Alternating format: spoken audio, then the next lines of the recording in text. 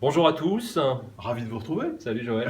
Salut Stéphane. On est ravis de vous retrouver. On revient vers vous avec un petit peu de retard par rapport à l'engagement que nous avions pris. Vous savez pourquoi? Nous étions en négociation commerciale avec la grande distribution jusqu'à fin février de manière très active. Pour ceux qui nous suivent, vous avez lu le message de Mathieu à cet égard. Ce qu'on souhaitait également aujourd'hui partager avec vous, c'est répondre à toutes les questions que vous nous avez posées sur le site Facebook. Il y en a un gros paquet. Donc on va s'attacher à le faire de manière détaillée. Si tu en es d'accord Joël, on commence avec la première question. Oui, on a une question d'Audrey en fait qui demande qu'est-ce qui nous différencie chez Saint-Mamet et qu'est-ce qui fait notre spécificité. En fait, on est le principal fabricant, je dirais presque le dernier fabricant en France de fruits en morceaux. Qui dit fruit dit fragilité, quelque chose de compliqué, un vrai savoir-faire. Ça, c'est la première valeur. La deuxième valeur, c'est que, on va en reparler, c'est qu'on on ne traite pas nos fruits, on les met en œuvre dans une agriculture durable. Deuxième question qui nous vient de Patrice. Qu'entendez-vous quand vous nous dites que vous vous donnez 6 mois pour redresser l'entreprise? Alors c'est assez simple en fait, on travaille sur un marché dit de campagne, c'est-à-dire que les fruits sont récoltés comme vous le savez durant l'été, ce qui fait que nos exercices fiscaux fonctionnent du 1er juillet au 30 juin.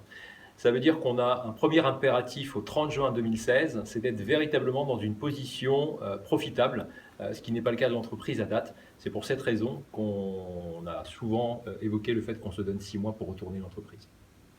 Une autre question tout à fait intéressante de Julie qui nous pose la question, en fait, à savoir est-ce que le problème de la société Saint-Mamet vient du prix ou d'une désaffection des consommateurs?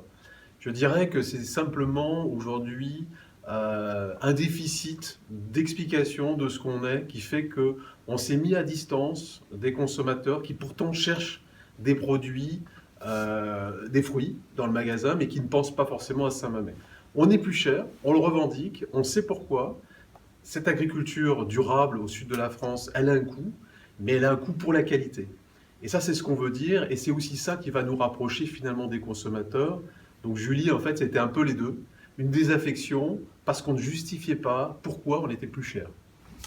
Alors, une dernière question, vu le timing, pour que vous puissiez visionner la vidéo dans de bonnes conditions.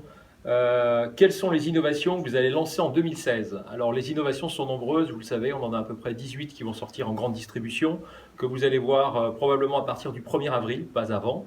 Ça tourne autour d'une gamme de fruits en morceaux sans sucre ajouté. C'est une première sur ce marché-là. Une deuxième gamme sur le snacking, où vous allez commencer à trouver dans les linéaires des magasins des cups avec des fruits à l'intérieur, une petite cuillère sous le couvercle pour pouvoir avoir une praticité dans la consommation au quotidien, soit à la maison pour mettre dans le frigo, soit au quotidien dans la rue où vous allez pouvoir snacker des fruits en morceaux. Et enfin, on a toute une dernière gamme de compotes dont on vous parlera bientôt. Voilà pour aujourd'hui. Ouais, on vous dit à bientôt parce qu'il y a plein de questions, mais on ne veut pas vous saturer. On refera une petite vidéo avec d'autres questions. Surtout, posez-nous des questions. C'est très important pour nous d'avoir cet échange et merci encore de votre investissement. Et continuez à nous liker, on est à 3 millions de vues, on tente les 4 millions. Ciao. À bientôt.